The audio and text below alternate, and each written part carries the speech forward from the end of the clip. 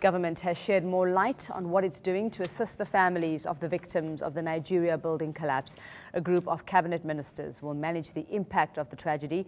An assessment team has arrived in Lagos to conduct an assessment on the ground as a matter of urgency, as the whereabouts of 11 South Africans are still unknown.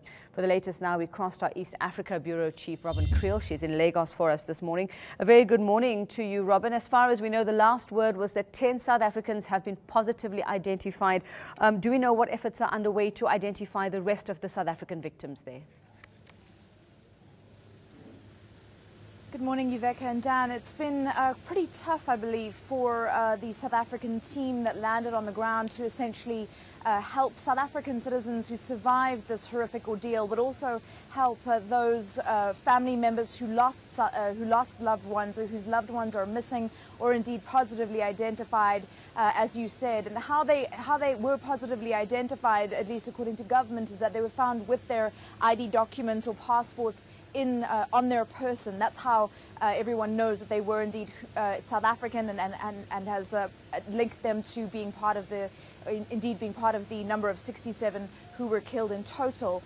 What I can tell you here is that rescue operations ceased last night. The Nigerian National Emergency Management Authority stopped their search and rescue operation, saying that they'd done as much as they could.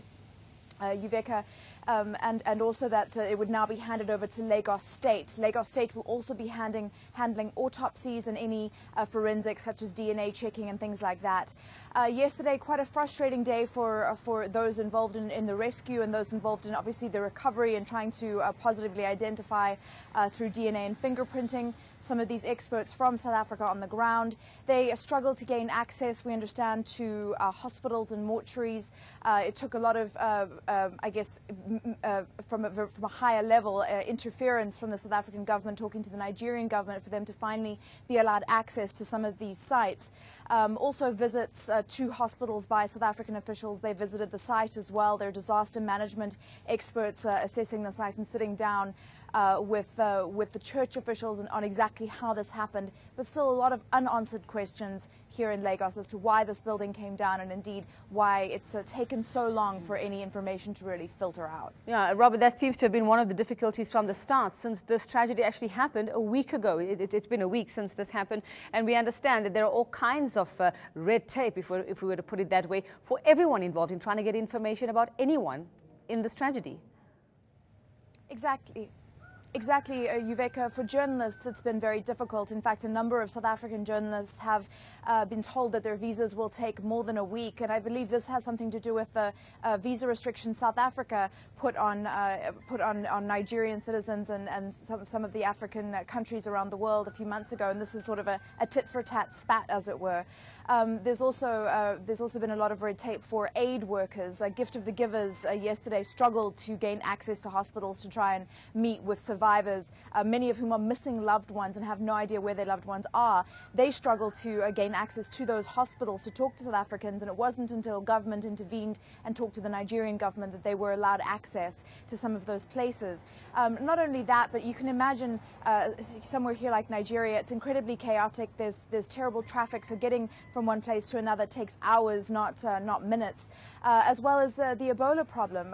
Whenever you go into a hospital or somewhere where it needs to be a sterile environment, everyone has to get checked for their temperatures, for Ebola, things like that. So there's a lot of red tape, as you said. There's a lot of frustration, and obviously so long after this tragedy, people are desperate for answers and desperate for some closure. Yeah, and we also heard from some of the family members of South African families waiting here on this side at OR Tambo International for days now, saying that they'd received calls from TB Joshua staff, people from the church, just asking them, having a little chat with them and asking them if they had sort of any IDs or identification and just how they could help in this, but very little else, and saying and asking, does this mean now that my mother or my father is dead? And they said, look, we don't know, we're just asking you to do this. Has there been any other word from TB Joshua since the last information came out about him and him going on about an airplane being responsible for this tragedy?